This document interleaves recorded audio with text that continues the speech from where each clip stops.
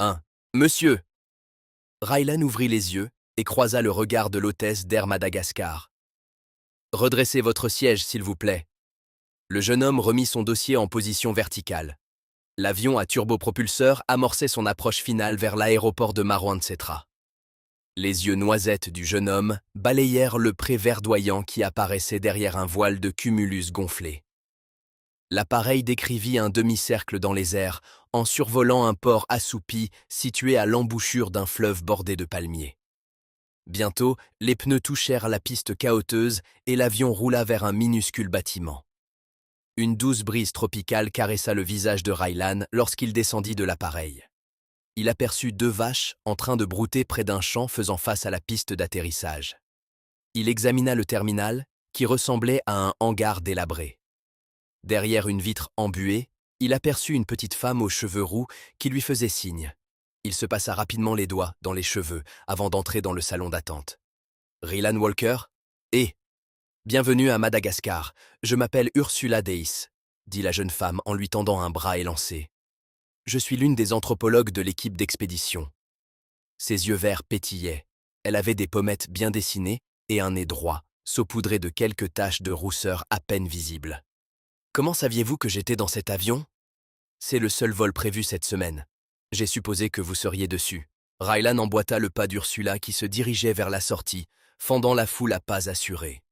Son regard s'attarda sur le creux des reins de la jeune femme, visible entre son débardeur chartreuse et son jean taille basse. Il y posa les yeux une bonne seconde. Pas de tatouage, ce qui était rare à Los Angeles, d'où il venait. Dehors, les passagers se précipitaient vers un vieux minibus, portant l'inscription « Taxi Bruce ». Le chauffeur empilait les bagages sur le toit. Ursula s'arrêta devant un jeep couvert de boue rouge. « C'est notre monture. Il faut environ 2 heures pour arriver au campement, » dit-elle. « La route est vraiment cahoteuse.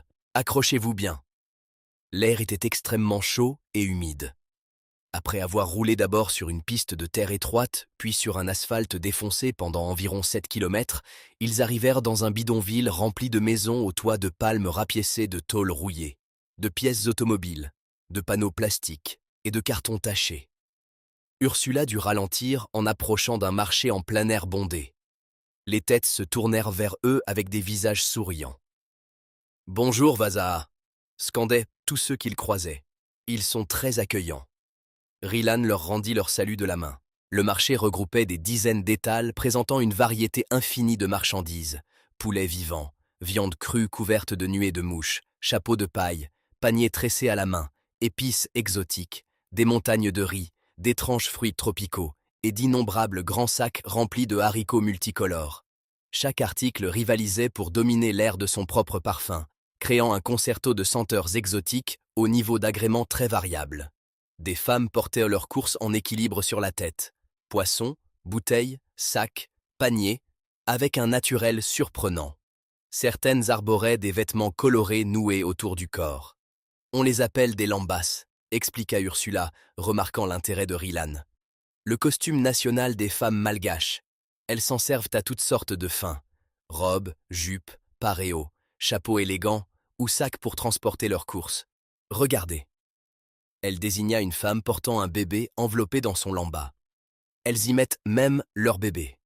Les jeunes femmes portèrent leur lamba très serré, formant presque une seconde peau qui accentuait leurs courbes. Pour les femmes célibataires, le lamba sert aussi d'outil de séduction.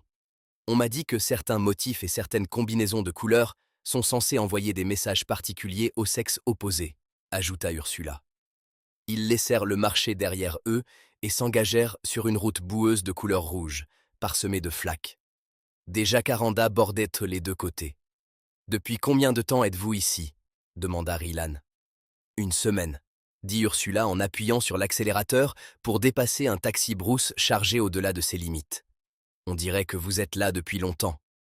J'ai participé à trop d'expéditions aux 4 coins du monde. Il ne me faut plus longtemps pour m'acclimater. Où habitez-vous ? Techniquement, j'habite à Paris, mais je n'y passe pas beaucoup de temps. J'ai l'impression que je dois m'installer quelque part à un moment donné. Je suppose que je suis encore à la recherche de cet endroit parfait dans le monde où je pourrais vivre pour toujours. Et vous ?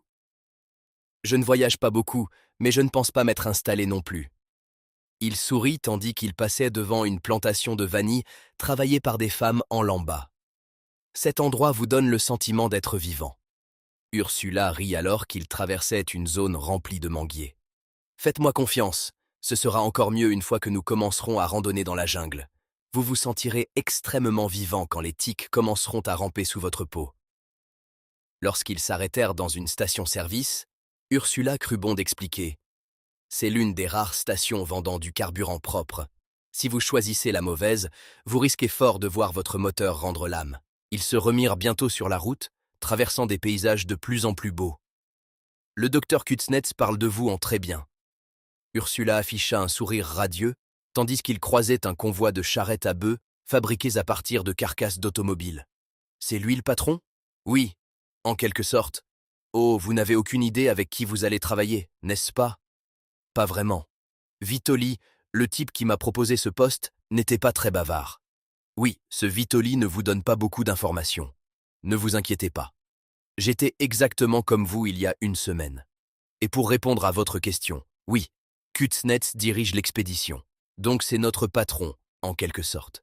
Je n'aime vraiment pas l'idée d'avoir un patron cependant. Sa voix était enjouée. J'aime ma liberté. En tout cas, il semble très enthousiaste à propos du système que vous avez inventé. Vous voulez parler de mon projet de thèse? Je ne suis pas sûr qu'on puisse appeler ça une invention. Rylan haussa les épaules. Je me demande comment il a entendu parler de ma recherche. C'est encore un travail en cours.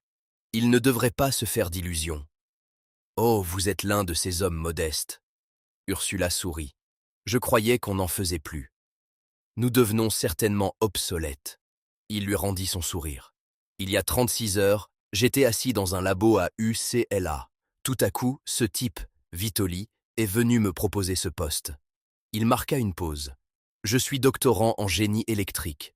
Je ne comprends pas pourquoi quelqu'un aurait besoin de moi dans une expédition de paléoanthropologie.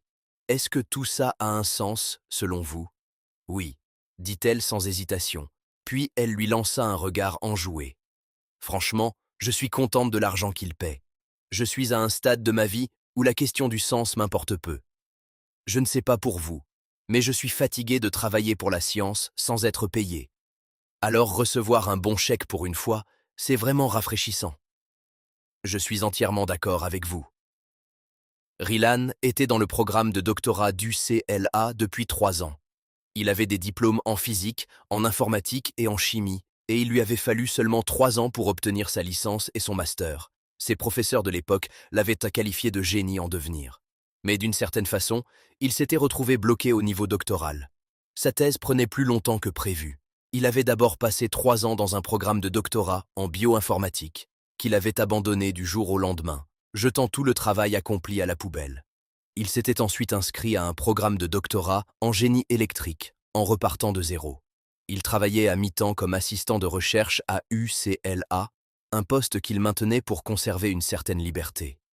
Les chiffres cruellement bas de ses fiches de paie ne le dérangeaient pas, car UCLA lui offrait un cadre agréable où il pouvait faire ce qu'il voulait. Un cadre agréable mais provisoire, se rappelait-il souvent. Plutôt une étape vers la prochaine phase de sa vie, qu'il devait encore définir. Ils approchaient d'une forêt. La route s'assombrissait alors qu'ils pénétrèrent dans un enchevêtrement de végétation tropicale. Rylan était stupéfait par la hauteur des arbres. « Ils atteignent jusqu'à 35 mètres, expliqua Ursula. N'est-il pas incroyable qu'ils soient si grands? Ils couvrent tout le ciel. 98% de la lumière est absorbée par ces arbres et la canopée qui les surmonte. Il fait toujours sombre à l'intérieur de la forêt tropicale. On ne le remarquerait même pas s'il y avait une tempête là-haut. » Elle désigna le ciel caché derrière le feuillage dense. L'autre jour, je n'ai pas remarqué qu'il pleuvait jusqu'à ce que j'atteigne une clairière. Je n'avais pas pris une seule goutte à l'intérieur. Les arbres absorbent toute la pluie. Pas une goutte perdue, hein? Dit Rylan. Le sol de la forêt semblait sec et la végétation qui le couvrait était rare. La majeure partie du feuillage avait poussé haut, formant la canopée. La conduite devint plus chaoteuse au fur et à mesure que les nids de poules se creusaient. Ursula évalua soigneusement la profondeur de l'eau avant de traverser lentement un ruisseau au cours rapide. Ils s'arrêtèrent finalement sur un campement comportant 2 grandes tentes et 5 plus petites, réparties sur environ 1 hectare de clairière dans la jungle. Ursula fit un rapide tour du propriétaire. Ce sont les tentes où nous nous réunissons en groupe pour travailler et manger. Il y a aussi un banc de laboratoire dans l'une d'elles. Elle se tourna vers la zone des petites tentes. Chacun a une tente pour dormir.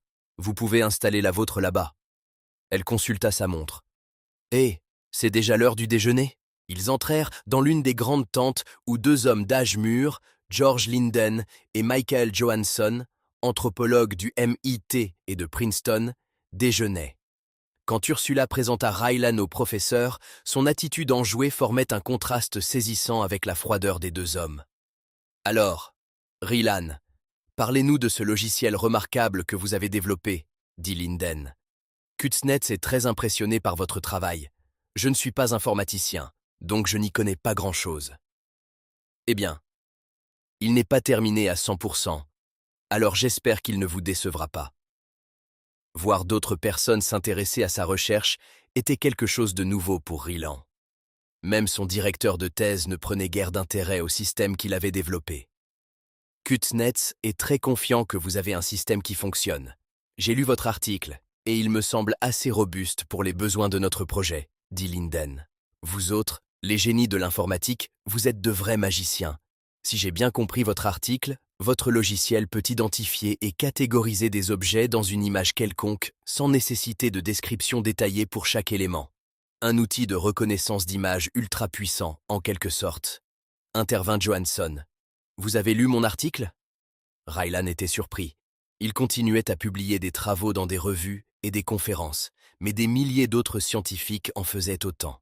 Il y avait un excès de littérature scientifique, avec plus d'auteurs que de lecteurs. La plupart des articles, en particulier ceux issus de conférences, n'étaient jamais lus par quiconque en dehors de leurs auteurs. Et dans bien des cas, les co-auteurs eux-mêmes n'avaient lu que les sections qu'ils avaient rédigées. « Nous l'avons tous lu », dit Ursula. Kuznets en a donné un exemplaire à chacun. Où est le docteur Kuznets, au fait? Rylan se sentait un peu timide et cherchait à dévier l'attention. Il s'est égaré dans la jungle, murmura Johansson. Ursula alla au réfrigérateur et revint avec un sac blanc.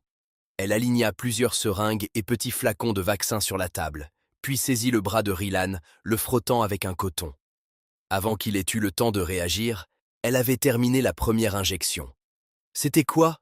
demanda Rylan. « Ça fait mal.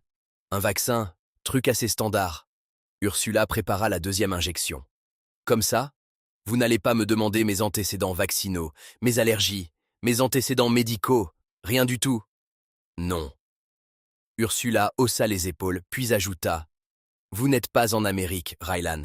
Vous êtes à Madagascar. Il n'y a personne à poursuivre pour faute médicale. » Rylan se frotta le bras. « Je devrais vous prévenir. J'ai des membres de ma famille qui sont grands et poilus. Ils viendront vous chercher s'il m'arrive quelque chose. » « Eh bien, je n'aurai qu'à les vacciner aussi, n'est-ce pas ?» Ursula sourit. Linden et Johansson essayèrent d'avoir l'air amusés, mais ne produisirent que des sourires forcés. Ursula leur jeta un regard, puis se tourna vers Rylan avec un air signifiant. « Ces deux-là sont sans espoir. Ne faites pas attention à eux. Ce sont des robots. » Rylan se sentait étourdi.